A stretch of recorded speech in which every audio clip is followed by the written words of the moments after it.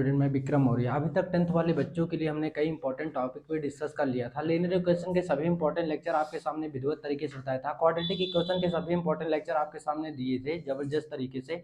उसके बाद हमने ट्रिग्नोमेट्री के भी सभी इंपॉर्टेंट लेक्चर दे दिए थे।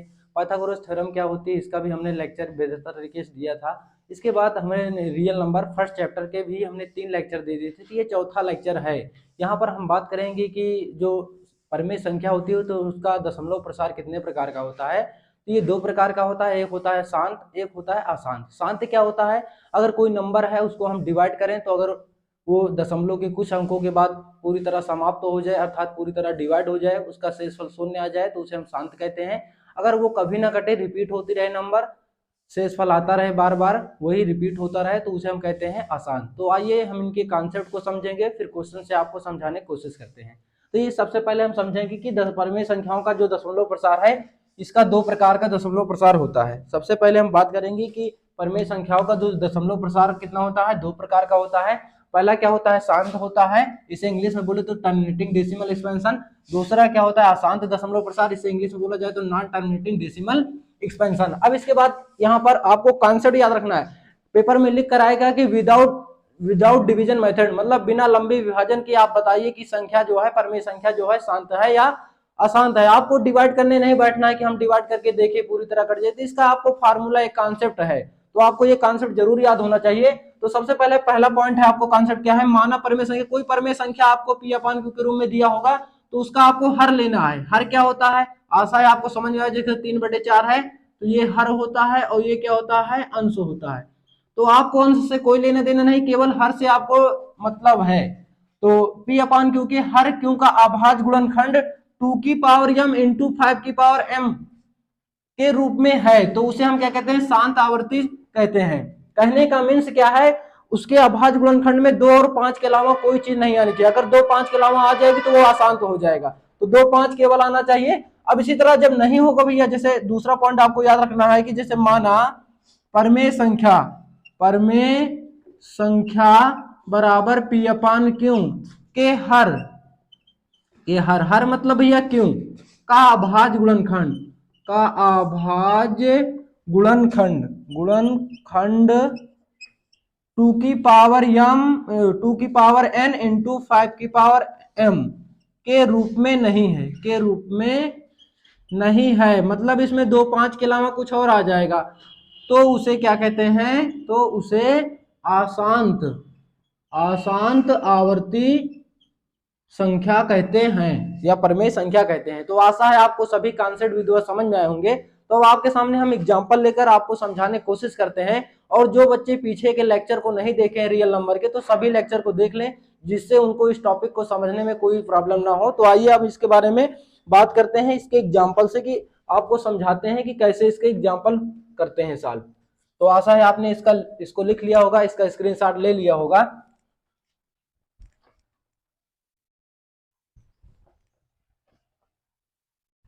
तो जैसे पहला क्वेश्चन हमारे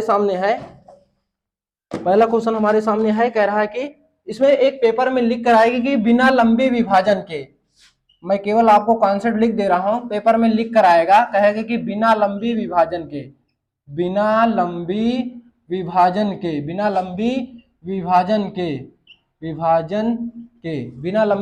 के बताइए कि संख्या शांत है या अशांत है। तो आपको मैं डायरेक्ट क्वेश्चन से बता दूं, जैसे मान लो 17/8 है, आपको जांच करना है 17/8 शांत आवृत्ति है या अशांत। इसे अनौसानी भी कहते हैं भैया, तो आपको परेशान नहीं होना, शांत आवृत्ति है या अशांत आवृत्ति है। तो आपको सबसे पहले ये पूछ रहा है शांत है या अशांत, लिखकर आएगा पेपर में बिना लंबे विभाजन के। तो सबसे पहले जितना हर दिया होगा उसका हम फैक्टर करेंगे।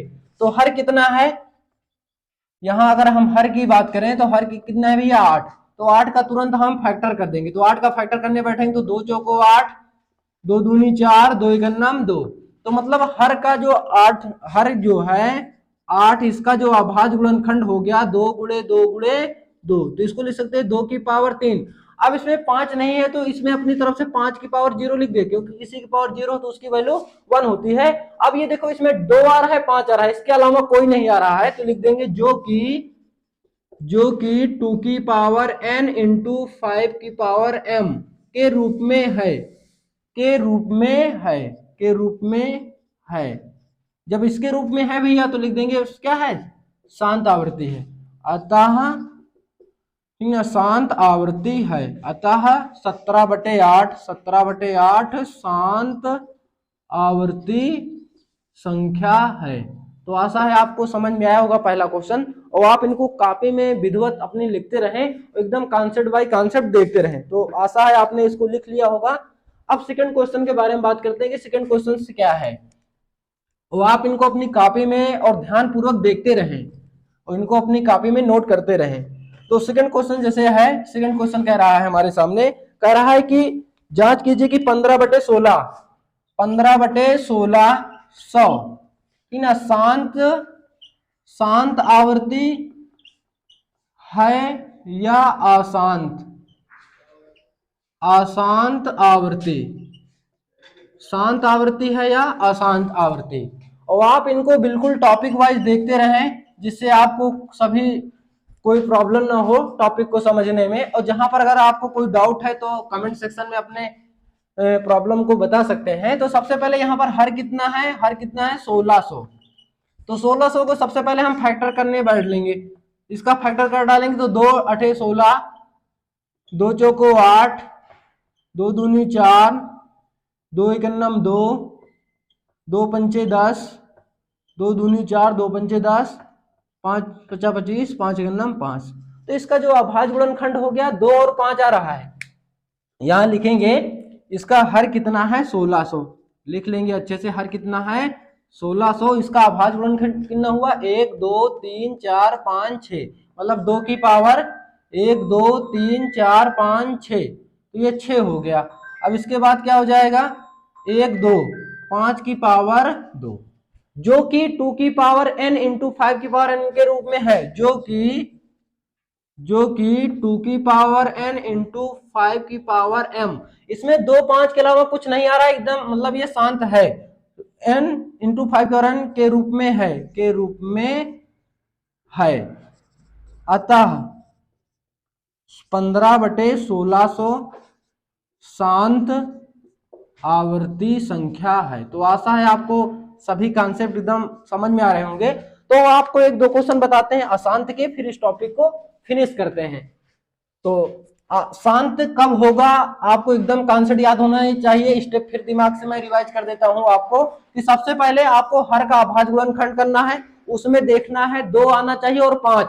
2 5 के अलावा अगर कुछ आ जाए तो तुरंत अशांत आपको दिमाग में आ जाना चाहिए। 2 5 होगा तभी वो शांत होगा, अन्यथा शांत नहीं होगा।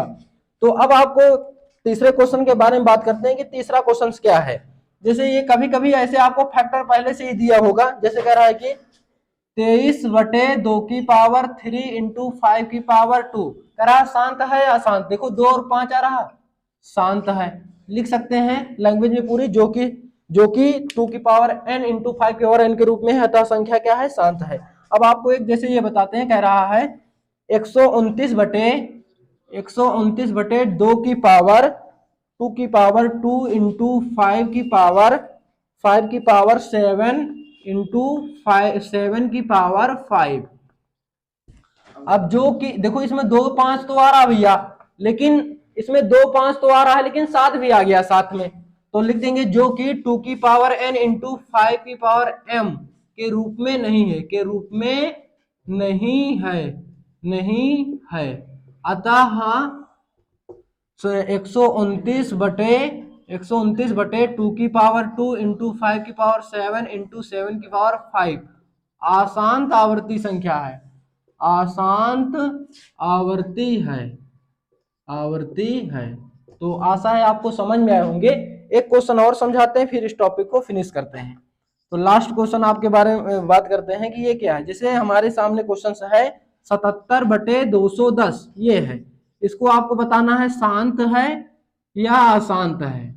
लिखकर आएगा कि बिना लंबी विभाजन प्रक्रिया के, विदाउट लॉन्ग डिवीजन मेथड, तो इसके सबसे पहले हम क्या करेंगे, हर जितना होगा उसका हम क्या कर लेंगे, फैक्टर कर लेंगे। हर में इसमें कितना भैया, तो आशा है आपने ऊपर का लिख लिया होगा और आप अपनी कॉपी में विद्वान नोट कर रहे होंगे और आप इनको बिल्कुल टॉपिक वाइज देख रहे होंगे।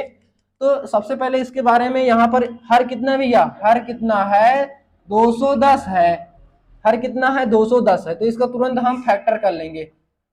2 से काट दें, 2 का नम 2, 2 पंचे 10, ही कट जाएगा। अब इसके बाद हम इसको फिर 3 से काट दें, 3 त्रिक का 9, 3 पचे 15, 5 सते 35, 7 का नम 7। अब देख रहे हैं इसके अभाज्य गुणनखंड में 2 और 5 के अलावा 3 और 7 भी आ गया, तो ऐसे ही क्या हो गया, आसान हो गया। लेकिन अगर लॉन्ग क्वेश्चन आ रहा है तो इसको लैंग्वेज में थोड़ा सेपरेट कर लेंगे।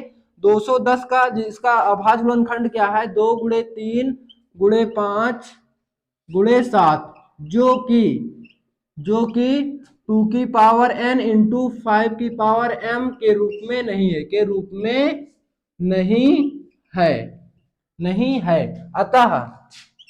अतः जो है हमारा 77/210 क्या है, अशांत आवर्ती संख्या है, अशांत आवर्ती संख्या है। तो आशा है आपको शांत अशांत का सभी कॉन्सेप्ट विधिवत समझ में आए होंगे। अगर आपको ये कॉन्सेप्ट सभी समझ में आ रहे हैं तो लाइक करना, शेयर करना अपने दोस्तों के बीच में ना भूलें, जिससे हमको एक बड़ा मोटिवेशन मिले और आपके सामने बेहतर तरीके से एक नए टॉपिक के साथ मिलते रहें। तो इसके बाद हम नेक्स्ट टॉपिक में बात करेंगे कि जैसे परमेय संख्या जांच करिए कि परमेय संख्या कब होगी कब नहीं होगी। तो अपरमेय का पीछे हमने लेक्चर दे दिया था, अब जैसे छांटना है कि वो परमेय होती है कि अपरमेय होती है, कौन सी परमेय है अपरमेय है, तो इसके बारे में नेक्स्ट टॉपिक में डिस्कस करेंगे। फिर ये लगभग ये टॉपिक पूरा ये चैप्टर फिनिश हो जाएगा। तो आशा है आप इनको शेयर करना अपने दोस्तों के बीच में ना भूलें, लाइक कर लें, चैनल सब्सक्राइब कर लें वीएम क्लासेस सलोन करके, जिससे हमको और आपको भी रिलेशन जो है एक लंबे टाइम तक बना रहे। जय हिंद।